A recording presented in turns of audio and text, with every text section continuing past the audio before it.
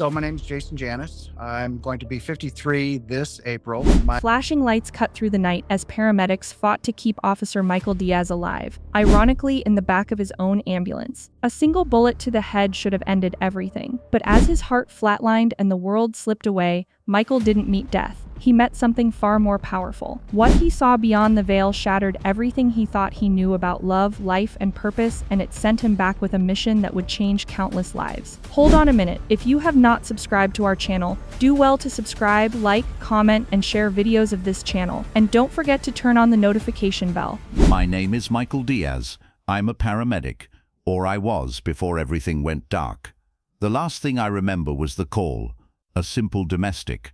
We'd responded to a dozen just like it, but when I stepped out of the rig, I caught a flash, then a crack, then heat ripping through the side of my head. I dropped, couldn't breathe, couldn't move, couldn't even think straight. My partner's voice sounded like it was underwater, and the red lights above me blurred into streaks. I was fading fast. My hands twitched, then went still. The pain vanished like a switch got flipped. Then the heart monitor flatlines. That's when the world shifted. There was no tunnel, no choir, no golden light, just weightlessness. I felt myself lifting, like smoke rising from a fire. I looked down and saw my own body convulsing. I wasn't in it anymore. People were yelling, gloves were moving, but I wasn't scared. I wasn't anything. I should have died that night. By all accounts, I did. But death wasn't the end. It was just the beginning of something I never expected. A lesson I never asked for, about life, about pain, and about the only thing that really lasts when everything else fades, love. I grew up on the south side of Chicago, where sirens were just part of the background, like car horns or the sound of someone yelling 2 streets over. My dad left when I was 4. I don't remember much about him, just a big voice and the smell of cigarettes. After he left, it was just me and my mum, Lucia. She worked 3 jobs, mostly night shifts at the hospital, cleaning floors. She was strong, but tired all the time. Some nights she'd come home, sit on the couch and fall asleep in her uniform. We didn't talk much. Not because we didn't love each other, but because life didn't leave space for it. Food stamps, eviction notices, cold winters with broken heat. It made everything feel like survival. I learned not to cry, not to complain, not to expect. The streets did the rest. By 12, I was already stealing candy bars and spray painting alley walls with my name. I just wanted someone to see me. At 13, I met Andre. He had a busted bike, a loud laugh, and connections to the Lakeside Kings. That gang gave us more than trouble. They gave us identity. They called me Mikey Blaze because I always moved fast. We weren't just punks. We were soldiers, at least in our own minds. But deep inside, I had a strange dream I kept hidden. Whenever I saw ambulances at a crime scene, I'd watch the medics. Something about the way they moved, focused, calm, trying to save somebody who had already lost so much, it pulled at something in me. I used to tell myself, if I could just learn how to do that, maybe I could fix something, maybe save what I couldn't save at home. Of course, I never told the crew. You don't talk about dreams in a gang. You talk about respect, fear, and making money. So I split myself in 2. One side fighting in alleyways, the other watching YouTube videos about CPR under my blanket at night. Looking back, I think I was already bleeding long before I got shot. Not from a bullet, but from years of silence, fatherlessness, and wanting so badly to matter to someone. Hurt people. I was both. At 18, I got tired of running with the crew, tired of funerals, tired of always looking over my shoulder. I had a few arrests, but nothing that stuck. My mum was getting sicker, diabetes and high blood pressure eating at her body. I told Andre I needed out, just a little space to breathe. He didn't like it, but he let me go. I scraped together enough money doing warehouse shifts to pay for EMT school. It was the first time I felt like I was working towards something that didn't involve fear. I liked the structure. I liked learning how the body worked, how to keep someone alive when the worst happened. Maybe in a twisted way the streets trained me for it. That's when I met Samantha. Sam. She worked the hospital cafeteria, same building where I was doing my ride-alongs. She was soft-spoken, smart, with this quiet fire in her eyes. She didn't know my past, and I didn't rush to tell her. With her, I felt like I had a clean slate. She believed in the best of people. I didn't want to ruin that. We moved in together when I turned 24, but the bills piled up fast. Rent, car payments, my mum's meds, and the paramedic job didn't pay what people think it does. Overtime helped, but it wasn't enough. That's when I started answering Andre's calls again. Not full-time, just favors. Drive something here, deliver something there, cash under the table, no questions. I told myself it was temporary, just to keep things afloat, just until I caught up. But you can't dance with fire and expect not to get burned. Every favor made it harder to say no to the next. I'd be treating a gunshot wound by day, then shaking hands with the man who caused it that night. The guilt started eating at me. Sam noticed. She'd ask why I was quiet, why I smelled like cigarette smoke when I didn't smoke. I had no answers that didn't sound like lies. Then came the call. A 911 dispatch to an address I didn't recognize. Man down, possible overdose. I was first on scene. Dark alley, no sirens yet. Just me. Flashlight, gear bag in hand. Then I heard the click behind me. Cold steel against my neck. That's when I realized I wasn't there to save a life. I was the setup. The click behind my head froze me in place.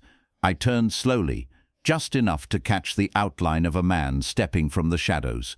Hoodie up, gun out. No words. No warning. Then crack. It wasn't loud, not like in the movies, more like a pop, sharp and fast. I felt the punch before I heard the sound. My knees gave out. The flashlight dropped, spinning on the pavement, sending wild streaks of light across the brick wall. Then came the burn, right above my ear. It felt like fire was chewing through my skull. I tried to breathe, but nothing came. My mouth opened, and all I got was blood. Warm, coppery, thick. It filled my throat. I swallowed out of instinct, and the taste hit me like metal and pennies and something I can't explain. Time slowed. I remember the streetlight flickering overhead. A rat scurried past my hand. I remember thinking how strange it was to notice something so small while I was dying. My vision tunneled. Everything narrowed into a dark ring. The edges blurred like smeared ink. My heart pounded once, twice. Then it felt like it just stopped. I saw the gunman's feet move backward, then vanish into the alley. No footsteps, just silence. My body lay limp on the concrete. I could feel the cold seeping into my back, but I couldn't move, couldn't cry, couldn't even blink. My eyes were open, but the world was pulling away, like water circling a drain. Then nothing, just black, thick, endless black. But I was still aware. That was the part that shocked me. I was gone, but I wasn't. I didn't feel pain anymore. I didn't feel anything. I was floating, no, falling into something I didn't understand. Death had come for me, but it didn't feel like death, not yet. At first I thought I was dreaming. I was looking down at the alley, and there I was, my body lying still, blood pooling under my head, eyes wide open, frozen. But I wasn't in it. I was somewhere above, weightless, like air. No heartbeat, no pain, just awareness. I hovered there, watching everything like a movie I couldn't pause. I saw my partner rush in, yelling my name. Mikey, Mikey, stay with me. He dropped to his knees, ripped open my shirt, and started compressions. The flashlight still rolled on the pavement beside us, its weak beam swinging wildly. Then I heard her. Sam. I didn't see her, but I knew it was her voice, high, raw, panicked. "Where is he? Where is he?" she screamed. Her voice cut through everything. It didn't come from the alley. It came from far off, maybe the hospital, or maybe just my memory pulling her in. I couldn't tell anymore. Then came Andre. "Yo, what the hell? No, no, no." He was yelling from somewhere nearby. I could hear the fear in his voice. I told them just to scare him. That's when I knew it wasn't random. It was him. Andre, my boy. I wanted to scream, but I couldn't make a sound. I didn't have a mouth. I didn't have lungs. I wasn't in my body anymore. I was separate, still me, but not physical, like a shadow of myself, watching everything from above. And then the sounds started fading. The sirens got quieter, like someone turning down the volume. Sam's voice disappeared. Andre's cries melted into the background. The air changed. It wasn't air at all. It was like I was slipping backward into something thicker than space, like molasses made of silence. The streetlights faded. The city disappeared. and even the stars blinked out one by one. I wasn't floating anymore. I was being pulled, not roughly but slowly, gently like a tide pulling you out to sea.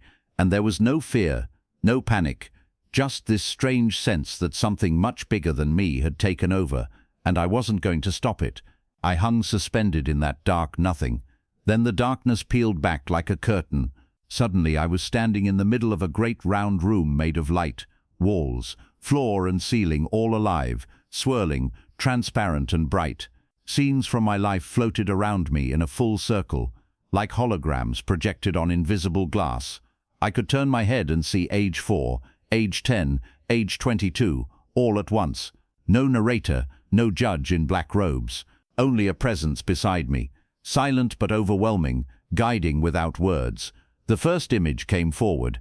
I was 6, sharing my only sandwich with a kid who always smelled like old socks.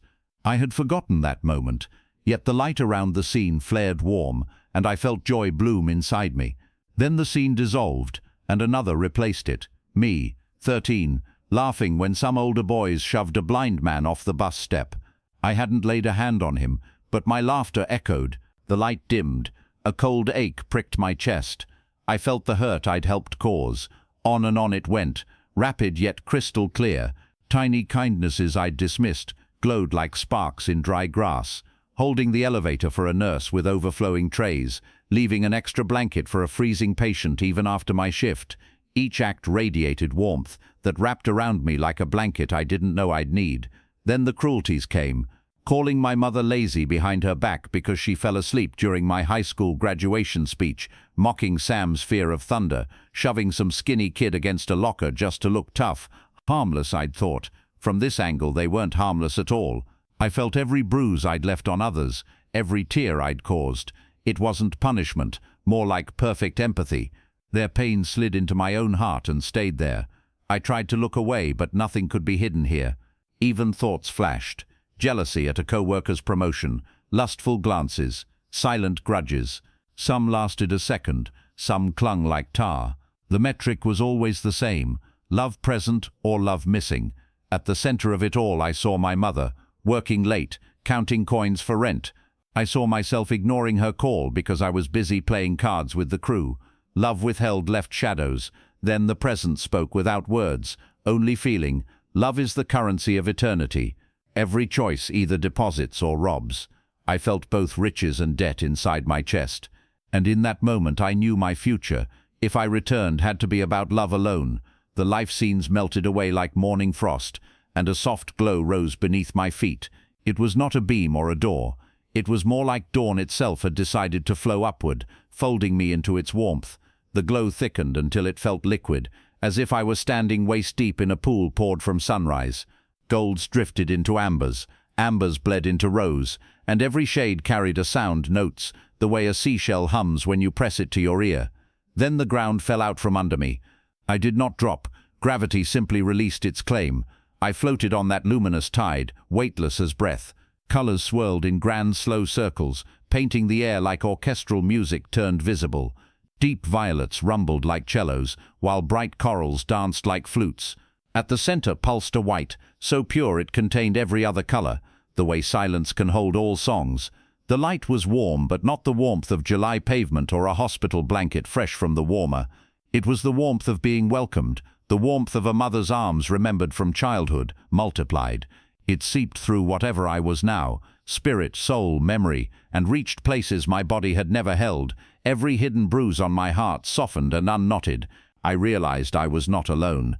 The presence from the life review was here, but clearer now, like mist coalescing into form without losing its softness. It did not speak with words. Instead, it poured knowing into me. In a single instant, I understood that every secret I had ever locked away was open here.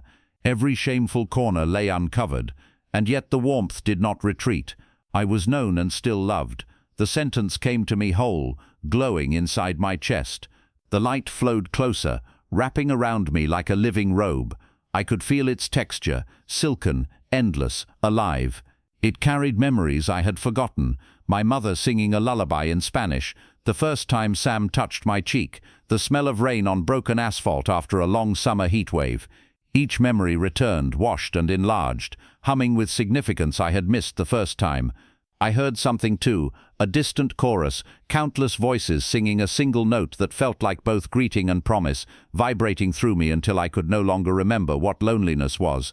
I wanted to stay forever, to dissolve into that brilliance and never again recall alleys and bullets and ambulance sirens, yet behind the sweetness was a gentle pressure, like a hand on the small of my back guiding me forward.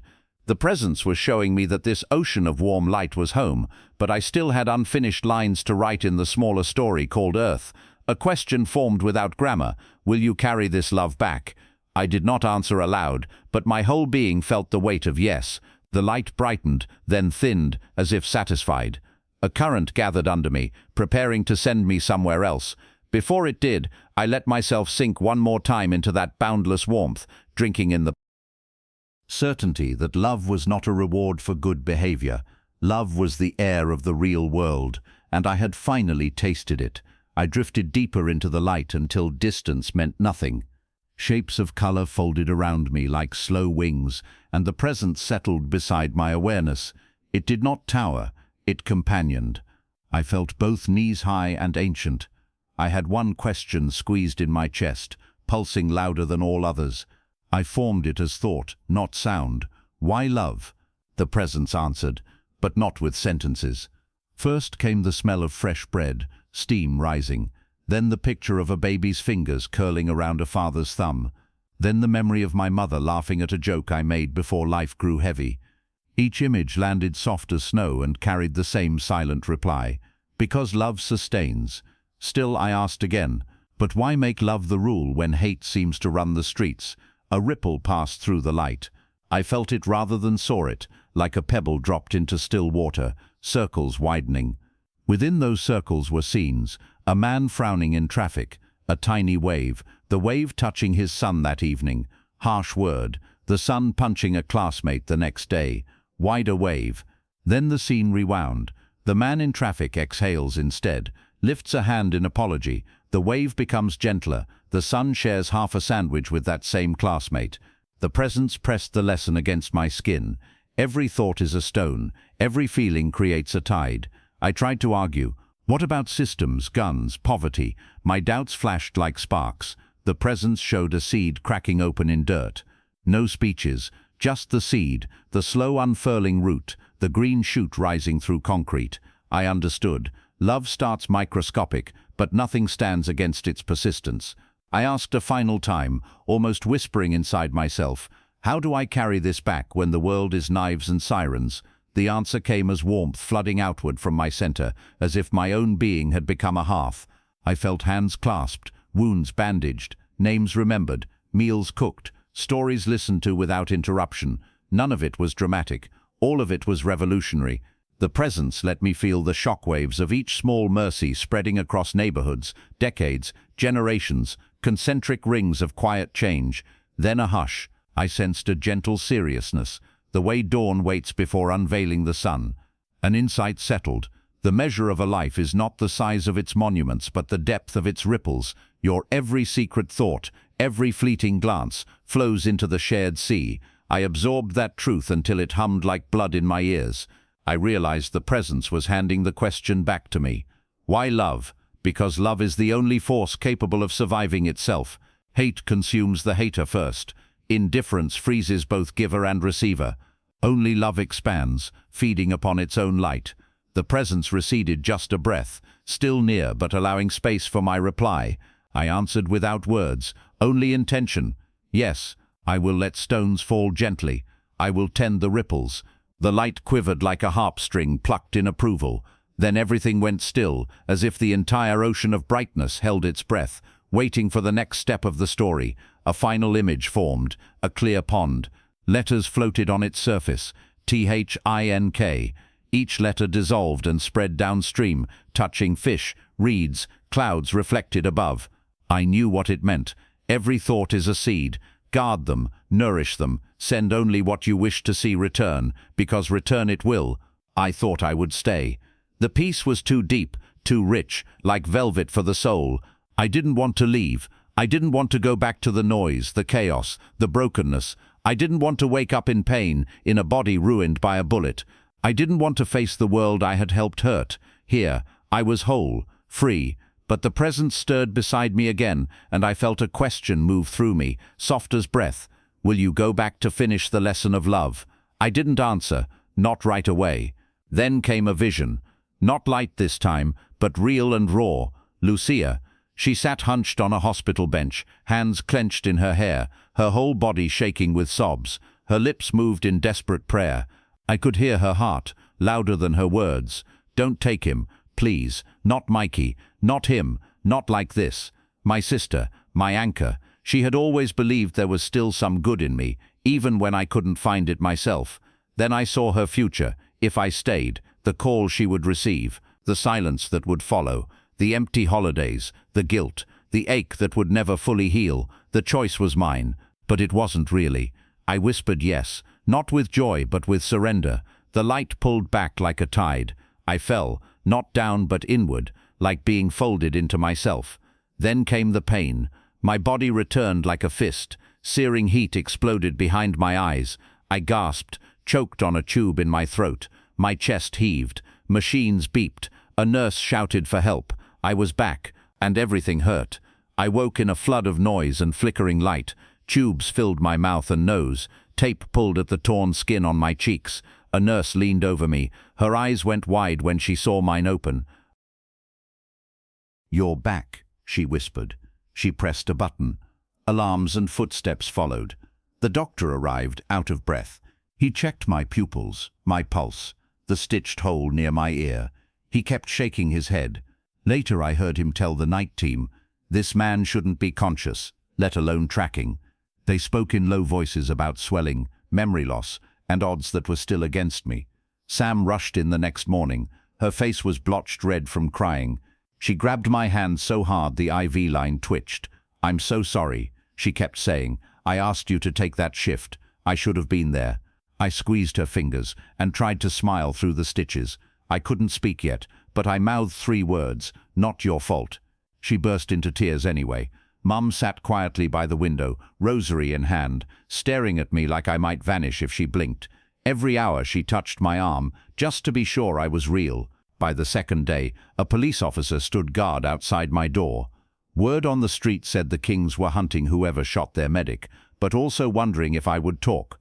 One message reached the hospital phone: "Keep quiet or we finish the job." I felt no hate toward them. I felt only a strange sorrow, like watching kids play with fire. That was what startled everyone most. When the therapist asked about my pain, I thanked her for her kindness. When the janitor mopped the floor, I told him the room smelled fresh. Sam whispered, "You sound different, softer." She looked afraid of the change. Inside, I felt like a bell newly tuned. Every note I spoke carried warmth I could not hide. I had been given love, and love kept leaking out, confusing everyone who remembered the old me. The doctors ran scan after scan, hunting for damage they were certain had to be there. One resident confessed he was studying my chart for a lecture on statistical outliers. They called my case improbable. I called it mercy. Their disbelief only deepened the quiet conviction growing in my chest today. Leaving the ICU felt like being born again, but into a fragile body that did not yet trust me. The bullet had missed the motor strip by less than a millimeter. The doctors said I was a headline they never expected to write. Still, I had to relearn the basics: how to stand without tipping, how to lift a spoon, how to shape words around a tongue that felt foreign. In rehab I sweated, stumbled and laughed more than I cursed. Every time my left foot dragged, I pictured that sea of light pushing me forward. Detectives visited, notebooks ready. They asked if I recognized the shooter. I knew enough clues to sink half the crew, but I kept hearing the presence. Every thought is a stone. I told the truth without pointing fingers. Rumors reached me that the Kings were gearing up for payback. Instead of relief, I felt nausea. Revenge looked like drinking poison and calling it medicine. I asked the detectives to focus on keeping kids out of the crossfire, not counting scalps. The hardest call I made was to Andre. My voice still cracked, but he knew it was me. He came to the rehab center 3 days later, carrying guilt like a visible weight. Before he spoke, I told him I loved him and forgave him. He broke. We cried. The nurse closed the curtain and pretended not to hear. Andre promised to leave the life if I could give him something better to live for. I said we would figure it out together. 3 months after the shooting, I walked, wobbly but upright, into Sam's apartment, kneeled on a borrowed ring and asked her to marry me. I told her I wanted to build a life where love was our first language. She said yes before I finished the sentence. Mum clapped so hard she reopened a healing blister from work. Purpose landed on me the same night. If love is currency, I thought, then knowledge is the wallet that holds it. I designed a workshop called Medic on a Mission. We met in church basements and basketball courts. I taught street kids how to find a pulse, how to wrap a wound, how to speak hope until help arrives. For many, it was the first time an adult trusted them with something serious. One Saturday, a skinny 8th grader named Tyrese stayed late, practicing chest compressions on the dummy, long after everyone left. 6 weeks later, he used those skills when his grandma collapsed at a bus stop. Paramedic said his quick hands bought her 10 critical minutes. Tyrese strutted into the next session, waving the report like a trophy. The whole group roared, and I felt a fresh ripple spread through the city. He tells everyone learning to care beats learning to fight, and they listen closely. My co-instructor. He knows how to command a room the way he once commanded corners. Sam prints the flyers, Mum cooks the snacks. Every session ends the same way. We form a circle, touch forearms, and repeat the line that saved my life. Love expands, never exhausts. Each voice adds a new layer, and the sound feels like that distant chorus I heard in the light, proof that the lesson is taking root where bullets once ruled. If you hear nothing else I've said, hear this. Love is the only vital sign that follows you past the grave. Not your titles, your crew, your bank account, or the pain you caused. In that place beyond time, I wasn't shown my trophies. I was shown the people I touched or failed to touch with love. Every moment here matters. Every thought, every glance, every word becomes part of the echo you send into eternity. I saw it. I lived it. I died and came back to tell you. Hate will eat you alive from the inside out. Bitterness feels powerful, but it only hollows you. I know, I carried it for years, and it nearly cost me my soul, but when I chose love, even after betrayal, even after bullets, everything changed. Not overnight, not easily, but steadily. Love rebuilt what the streets broke. Don't wait for a trauma to wake you. Don't wait until your life flashes before your eyes to realize what matters. You still have time. You're still breathing. That means you can still choose. So choose it. Choose love in your next conversation. Choose it when you remember the one who hurt you. Choose it when no one's watching and it feels like it doesn't count, because it all counts. Love is not weakness. Love is the revolution, and the world doesn't change when we hate better. It changes when we love louder.